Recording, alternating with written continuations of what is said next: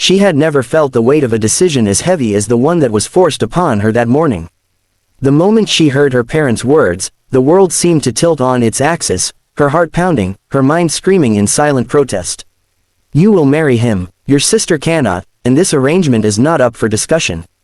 The words echoed through the grand, cold halls of the mansion as if the walls themselves conspired to crush her spirit. She was to marry her sister's blind fiancé, a man she had never spoken to, a man whose presence was as intimidating as the storm clouds gathering outside. Every instinct within her told her to run, to escape this cruel twist of fate. But she was trapped by loyalty, by duty, by a family who saw her as a placeholder for happiness she was never meant to claim.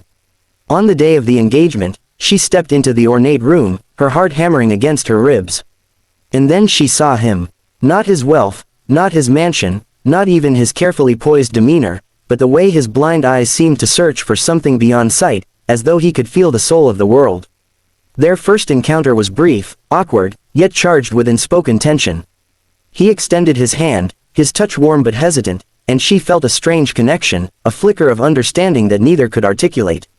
He introduced himself softly, his voice steady, but there was an undertone of vulnerability, a quiet plea for acceptance she could not yet comprehend. Over the next few days, she found herself drawn to his gentle nature, to the sincerity that hid beneath the layers of expectation and pretense. Yet, each night she lay awake, tormented by guilt and confusion. How could she allow herself to feel anything for a man she was meant to deceive? How could she hope for love when her very presence was born from obligation and secrecy? The mansion felt suffocating, the corridors echoing with whispers of duty, of a marriage she had not chosen. But fate, it seemed, had a cruel yet intricate plan. One evening, as the sun dipped below the horizon, she found herself alone with him in the garden. The scent of jasmine filled the air, mingling with the melancholy of the moment. He spoke about his life, about the darkness he had learned to navigate without sight, and she realized that his blindness was not a weakness, it was a lens through which he saw the world more clearly than anyone else. And then, almost instinctively, she shared her fears, her longing for freedom, her turmoil at being caught in a web she had not spun. He listened, really listened, with an intensity that made her heart ache. And in that moment, she saw a spark of understanding pass between them, as though he had felt the same cage around her spirit. She wanted to tell him everything, to reveal the truth before their lives became more entangled than she could undo. But words failed her, and silence became their bridge, frail yet powerful. Days turned into weeks, and the wedding day loomed like an unstoppable tide. She had resigned herself to playing the part, hiding her inner rebellion behind a mask of composure. But something had shifted in him too, small gestures, fleeting touches, the way his hand lingered just slightly longer than necessary. And then, the unthinkable happened. On the eve of their wedding, a gentle accident forced her to confront him fully, face to face. She had never wanted him to see her, never dared to imagine that the day would come when her true self could no longer be hidden. Yet as his fingers brushed hers and he felt the contours of her face in the softest, most deliberate way, she held her breath. "I see you," he whispered, not in sight but in understanding, in recognition that transcended vision.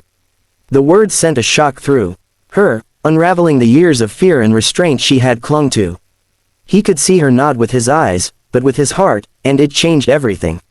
For the first time, she allowed herself to hope. The walls of obligation began to crumble, replaced by a fragile yet undeniable connection. He smiled, a smile that carried the weight of trust and acceptance, and she felt her own heart mirror it. They talked through the night, peeling away layers of pretense, confessing fears, dreams, and the vulnerability that had long been hidden. In him, she found not just a partner but a soul who recognized her worth, who cherished her not for duty or arrangement, but for who she truly was. By the morning, the mansion felt different. The air was lighter, charged with possibility. The wedding, once a symbol of coercion, had transformed into a union built on understanding and genuine affection. Though the world had forced their meeting, love had been their choice, and that made all the difference. As they exchanged vows, it was not a ceremony of compliance but of hearts finally aligning, of two souls discovering that the most unexpected bonds could be the strongest.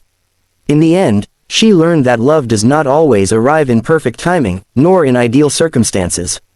Sometimes it emerges from the shadows of duty and fear, quiet yet unstoppable, teaching us that even in the darkest moments, the heart has the power to see what eyes cannot. And as they walked hand in hand, The sunlight streaming across their faces, she realized that the greatest freedom was not in running away, but in embracing a destiny she had once feared, because it had led her to something far more precious than she had ever imagined, a love that truly sees.